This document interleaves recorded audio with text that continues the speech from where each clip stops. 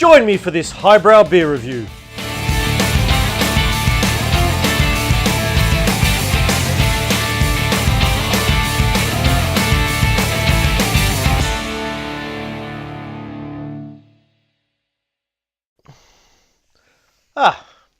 Good evening, beer-loving friends, and welcome to a very highbrow beer review this evening. You know, I sit here in my contemplation chair, reading my many leather-bound books and sipping on this beer, while I write many thought-provoking entries in my personal beer healer journal.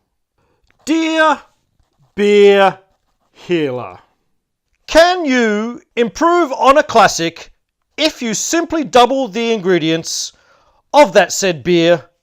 Is it immediately twice as good? Oh yes, and can you have too much of a good thing?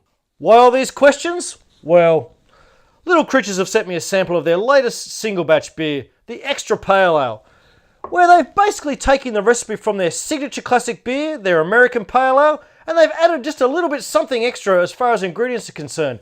And then they've shared that with beer lovers such as myself to compare to the original. So how did they go? Well, it looks very nice in the glass, I must say. Well, it smells nice and fresh, some really nice, lovely aromas of citrus, and something a little bit earthy about this beer as well. Yes.